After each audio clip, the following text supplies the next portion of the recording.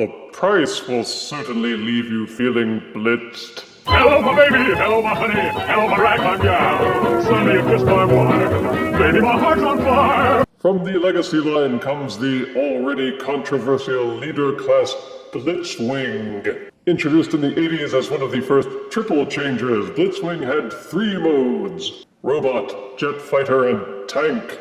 These figures also introduced the concept of the engineering trade-off of making one mode halfway decent at the cost of making all the other modes really crummy. The figure and character have been brought back periodically over the course of years with mixed results. Most notably in Transformers Animated, where he went from ordinary thug to delightfully maniacal split personality. But he is back for the Legacy line as a Leader class figure, complete with higher price point and windowless box. As with most Legacy boxes, they try to make up for the lack of a window with slightly better artwork. So enjoy it. Then take a look at the generic Decepticon side panel, with all 3 modes profiled on the back, along with hints as to where you can stick the accessories. There's more art on the side panel showing off both alt modes. Now let's open the box and make the man in the back say, "Everyone attack!" Out-of-box Leader Blitzwing comes with his instruction booklet. 2 matching gun accessories.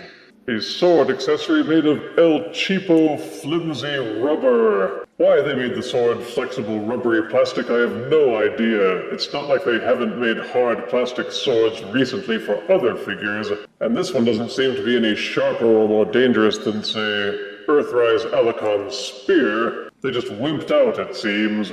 Boo! Then there are 2 energon glove accessories, which have spawned a lot of online debate, with some saying they are great additions to a great figure, and then everybody else who are much more skeptical.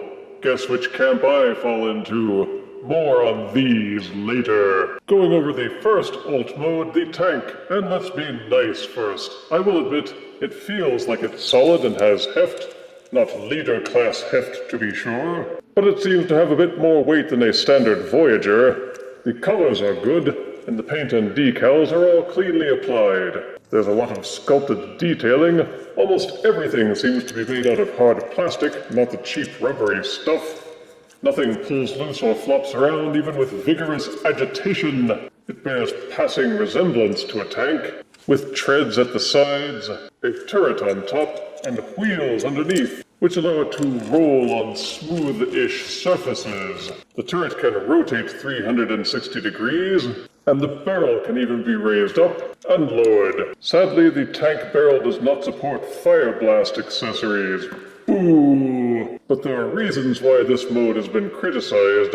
Peek underneath, and you will see a lot of hollowness, and that the treads are really thin like rails. It's got jet plane engines sticking out of the back of the tank, and then there's the jet cockpit sticking out at the front. Oh, lordy. It's all the more ugly when you realize the engineers deliberately made the figure like this, because they wanted to keep this mess here as a tribute to Generation 1. Please, Hasbro. Just because the Generation 1 figures had crappy engineering, imposed by the technological limitations of the 1980s, doesn't mean you have to perpetuate those mistakes in modern times. They could have designed this figure so that the cockpit was folded underneath, or even covered it up with tank-like plating to conceal it better. But no, it's just out there, like an out-of-shape guy who can't keep his pants hiked up. And you can see the robot face playing peekaboo. Swiveling the turret around so that it's backwards doesn't make it look any better. With the jet engines up front, you lose the tapered portions of a tank as well. But the tank does have 3 5mm ports on each side, and one on the top of the turret, all of which can be used to mount and store accessories, including the weapons that came with Blitzwing. The gloves are meant to be configured and plugged onto the turret like giant missile batteries, and each one has 6 5mm ports on the front, one on the top, and one in the back.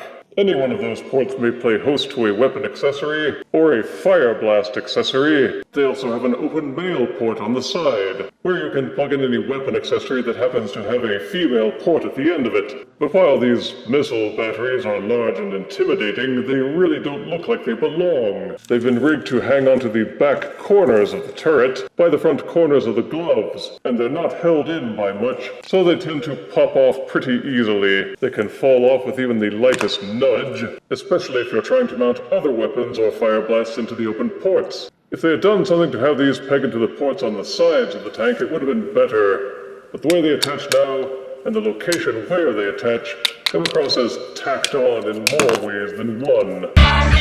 To transform the tank into jet mode, first unhinge the turret and extend it upwards. That will give you clearance to untab this panel at the front. Untab this panel near the front of the tread. There's a tab here and a groove here. Those fold and tab together. The front and rear sections of the treads tab together.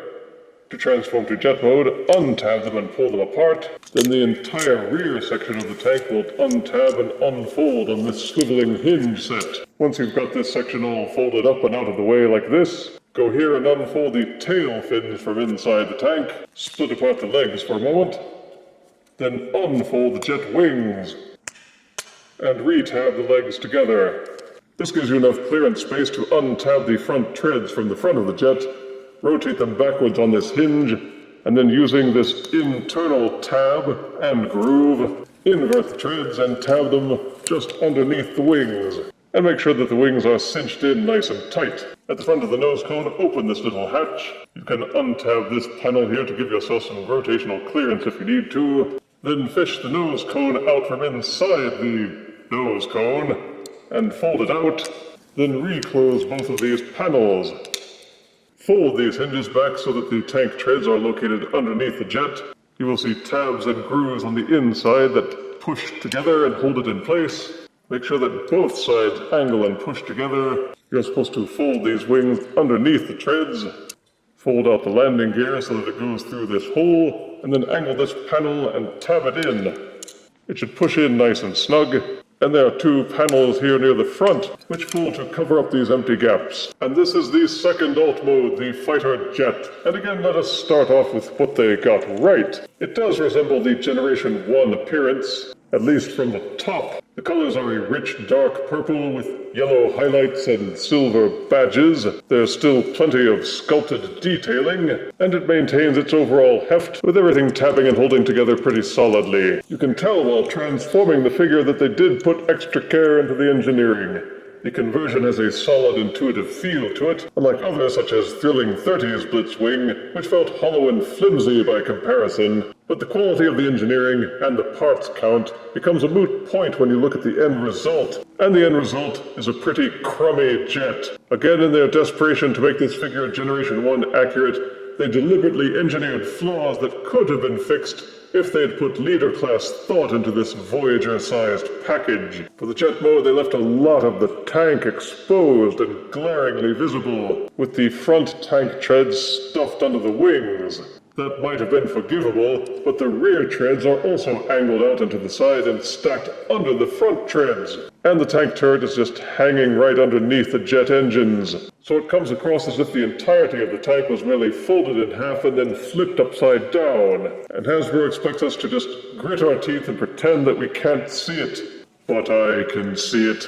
To me, it's like a mountain, a vast bowl of pus. You can flip out the landing gear, but the base of the turret and the treads will hold the jet level with or without it. There are two open 5mm ports underneath each wing, and there are 3 ports on the underbelly. And if you split open the rear jet engines, there is an open port inside each one of those. The ports can house weapon accessories or fire blasts, so there are plenty of options for accessorizing Blitzwing and adding to the clunky awkwardness of his messy tank-addled jet mode. For my part, I'm not sure why they want you to fold these mini-wings underneath the jet. I think if you fold them out, it enhances the appearance a little, making him look like an X-wing. But death, you say, that makes the jet look clunky and awkward.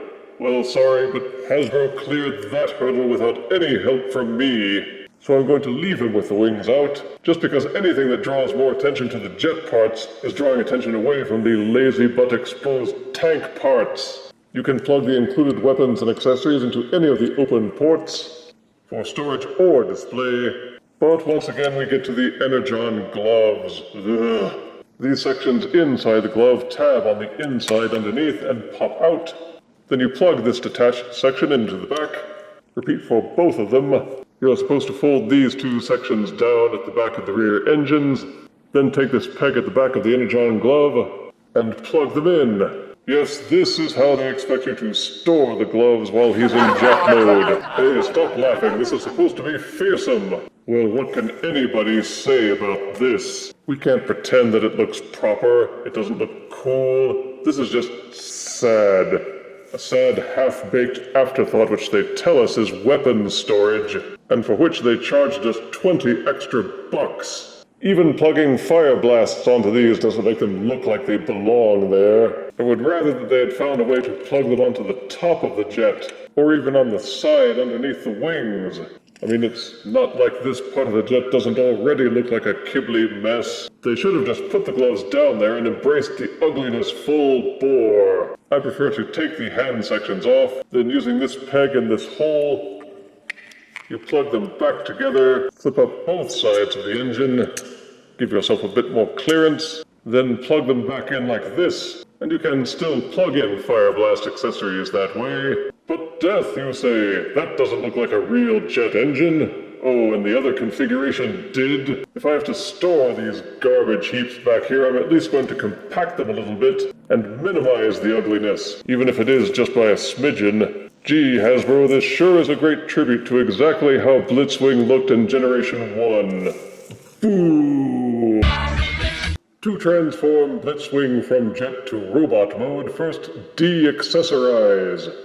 Fold up the landing gear, detach this flap from the bottom of the jet, pop loose and unfold the turret again, and untab the bottom treads from the top treads again. This will cause the entire tank apparatus at the bottom to swing loose. Make sure it's all out of the way. Fold up this hatch near the cockpit, open up the flap underneath the cockpit again and fold in the nose cone, then close it up, rotate, then rotate around, and close up the chest hatch again. Then invert the hinges at the bottom of the tank. Get this flappy section here to rotate over the head. Tab the panel into his back, and angle down this flap at the front to become his chest plate. There are 2 grooves at the front of the chest panel and 2 tabs underneath here, which go together and hold in place firmly. Then finish angling the tank parts back down. Go to the front tank sections, which are still tabbed into the back near the legs. Untab them and swivel them back up. This tab and groove combo will go together and hold the shoulders in place. Repeat the process for both sides. Fold the fronts of the jet wings backwards. Flip him upside down. Split the legs apart. You'll have to apply a little bit of muscle, but these inner portions of the leg unfold. On this purple block at the back of the knee, you will see a very small tab and a groove, while at the same time at the front of the knee, there is another tab and groove combo which also push together. It's a bit tricky, but if you do one at a time, then you can get them both to lock into place to make sure the inner working of the leg is nice and even. Then you just make sure that the engines are still split apart. If you had them split apart for the jet mode to plug in the glove accessories, you can just leave them like this. Then it's simply a matter of folding the jet wing sections so that they cover up and conceal the hollow portions, and repeat the process for both sides. Make sure that the jet tail fins are folded forwards to form mini feet. Then for each arm, these paneled sections rotate outwards. While rotating them down at the same time, rotate this panel at the end of it. Make sure that it's completely inverted. Take the occasion to fold out the hands from the insides of the forearm. Then complete the transformation of the arm by continuing to fold this panel until it covers up the hollowness of the forearm. There's still excellent engineering. The robot mode is the proverbial star of the show. The only mode that doesn't seem to completely stink. Yes, there's a lot of kibble on his back, but pretty much every Decepticon figure has wing kibble on the back, so you almost expect it. He's got a squat, burly look to him, but he is decently proportioned and no part of his body seems like it's too elongated or too stubby. As with the other modes, everything seems to tab in solidly and nothing flops or pulls out of place under normal handling. The jet tail fins stand out a bit at the sides of the feet, but Generation 1 Blitzwing had fin feet too, and I remember well the frustration, because those fins were the only thing that kept him standing. Thankfully, Legacy Blitzwing does not rely on those to stay on his feet. The jet engines serve as solid foot and heel spurs. There's a 5mm port on the side of each shoulder, another on each forearm, and the fists can hold accessories as well. Each shin has a port on the side, and there's one below each heel spur. There are 3 ports on his back as well, giving Blitzwing plenty of options to accessorize, which you can use to pack him with all the default weapons in his arsenal. Then again, there's the energon gloves. Take the hand portion, plug it into the back of the forearm section like so. Then you're supposed to twist Blitzwing's fist so that the 5mm port is headed outwards. Then for the interior of the glove, you take this pegged section and plug it into the hand. It's a tight fit and awkward. It doesn't really line up properly. Repeat for both sides. But once they are plugged in, they are meant to be Blitzwing's combat mittens. They don't hold in very convincingly, and they block a lot of the arm articulation.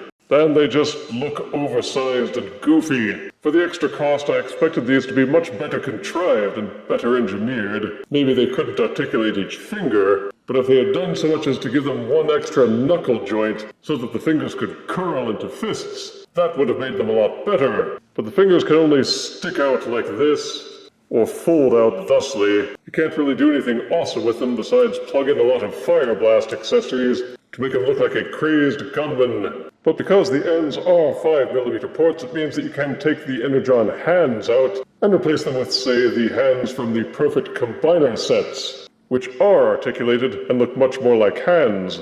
Which one looks more awesome? You decide. And what if you don't want them to be gloves? Well, you can repack them and reattach them to the turret in back, then mount guns or fire blasts on top of them, or invert the turret, and they can serve as an oversized jetpack.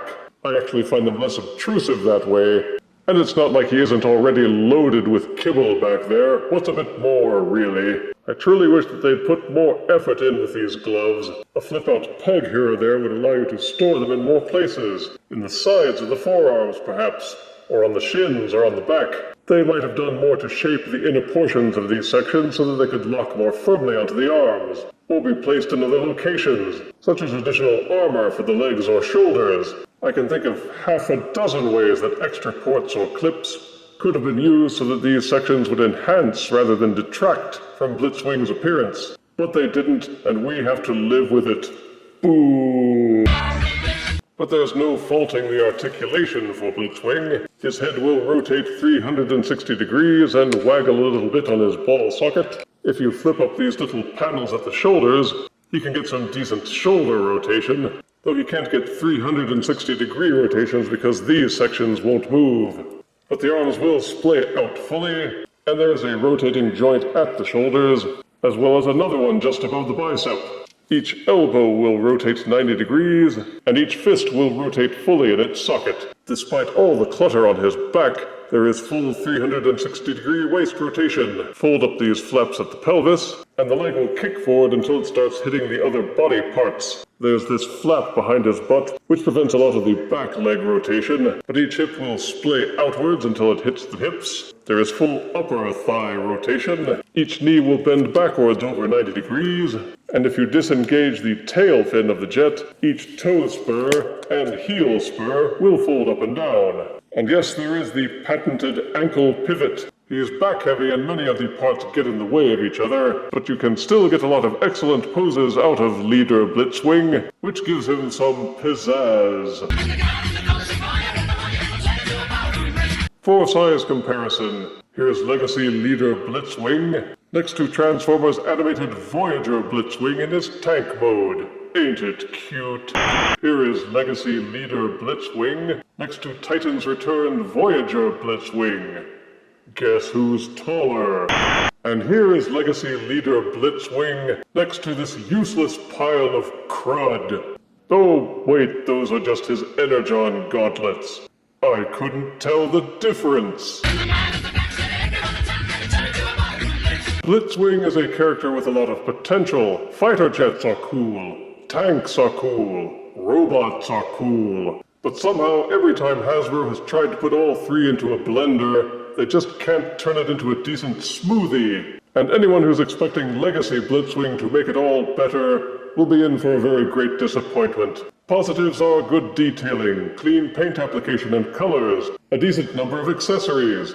The robot mode is well articulated and is an excellent tribute to Generation 1. The alt modes hold together well, and he's got a lot of ports for adding accessories. Negatives are that in spite of some obviously good engineering, neither of the alt modes are very good. They both have glaring flaws with ugly jet parts sticking out of the front and back of the tank, and the tank treads in the turret hanging off at the bottom of the jet, making both alt modes something you have to wince your way through. Just saying Generation 1 did it too seems a poor excuse, given that with modern engineering and ingenuity, there's so much they could have done to fix those problems, even if for only one of the alt modes. Only the robot mode seems to come together well. The entire figure set leaves you feeling like you should have gotten just a little bit more for the extra cost, even with the accessories. The energon gloves have something wrong with them, no matter what mode you try to use them with, and their size and lack of decent integration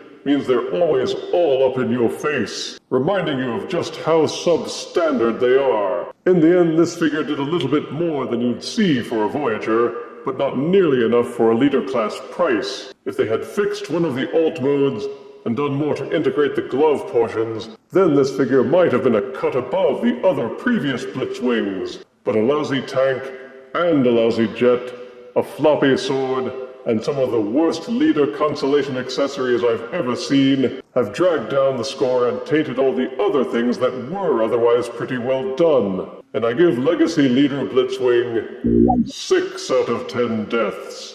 In the end, he wasn't a Blitz. He was more like a Fail Mary. If you refuse me, honey, you lose me, then you'll be left alone, oh baby, come on and tell me I'm your own.